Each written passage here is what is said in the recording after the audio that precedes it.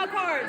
Ladies and gentlemen, I think it's about cars. you've wanted, you've waited, and now I proudly present to all of you the history of trains as explained by the most autistic man in the room, Part 2! Yeah!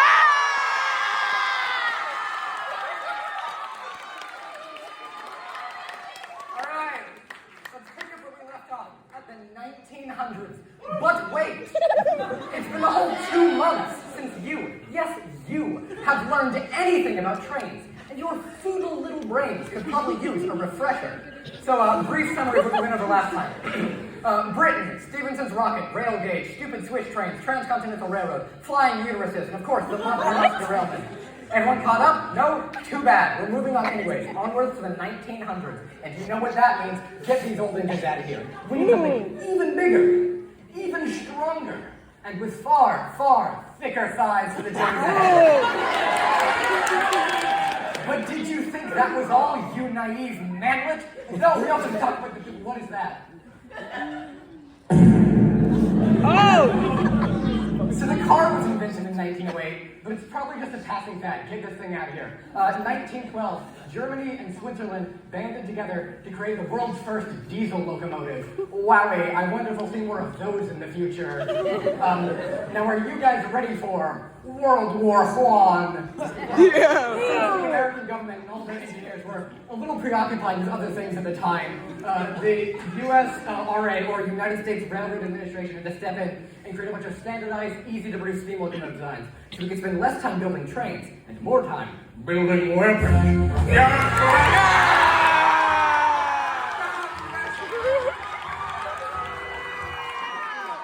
the 1920s. You know what that means? Stock market crash.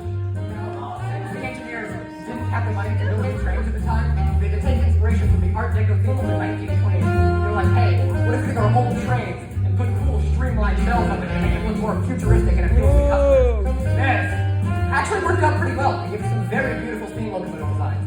But this could not stop the creeping dread that was the car. America was betraying its most beloved form of transportation. I hate it.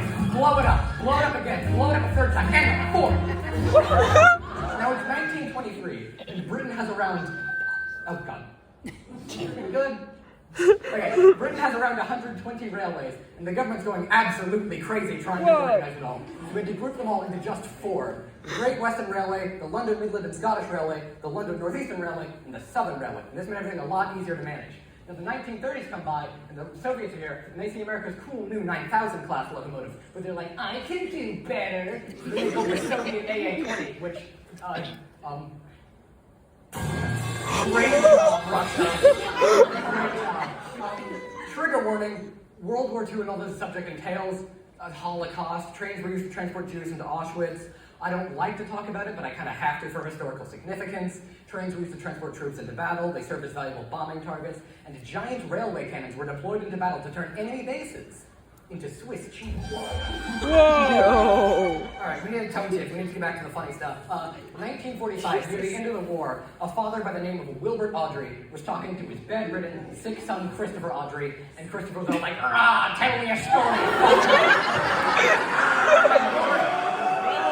And Wilbert was all like, "Sit tight, bucko." And he told him a story about trains with faces that go on adventures and reinforce strangely communistic beliefs.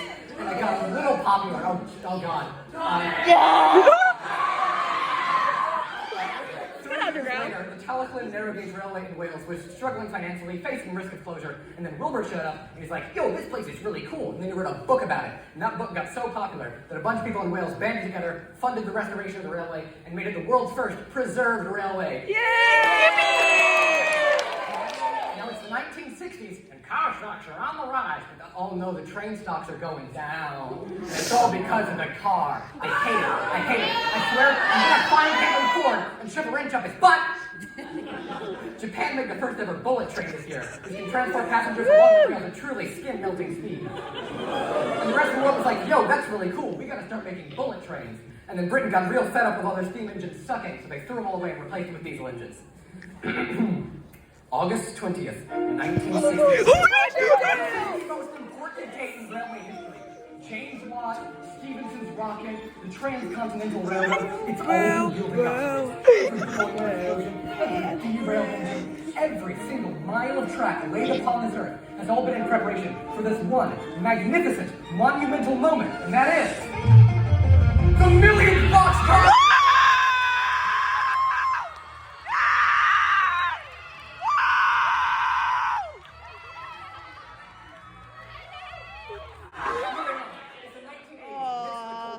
The American government's like, Eureka!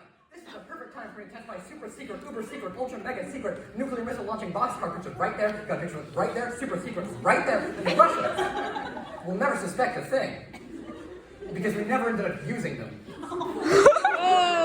Anyways, in 1984, our friend Wilbert's back, and he's made a business deal with the late Britt Allcroft, and they joined forces and created the Thomas and Friends TV series, which got 24 seasons and 584 episodes. What? Yeah! Jeez. Okay. Now, if I had a nickel for every underwater train tunnel that opened in 1994, I'd have 2 nickels, which, you know, isn't a lot, but it's weird that it happened twice. In 1999, China shows up and creates one of the world's last steam locomotives for, like, literally no reason. I mean, they had enough engines at the time, like, look at all of these things. So they're actually doing just fine and dandy. Let's go check in on how Japan's doing. Oh, God. So they got a little bullet train crazy, and, That's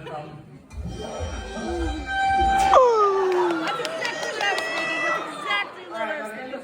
2017 to 2019, the Union Pacific Railroad Company found this old, decrepit steam locomotive in their back shed, and they're like, man, that thing's like crap, I should probably fix it. So they grabbed that thing, threw it into the workshop along with 7.5 construction workers, 5 billion metal pipes, the finest of Fisher-Price construction tools, and at least 3 child sacrifices. I don't remember, there might have been more. Hard, laborious work. Oh my God. Oh boy. Ladies and gentlemen, we found it. The biggest engine. The strongest engine, and the engine which possesses the thickest thighs known to man. The Union Pacific Big Boy. Yes, that is its actual name. Oh, I love him. And that's all I have to say. Thank you for coming to my TED Talk. What is that? Oh no.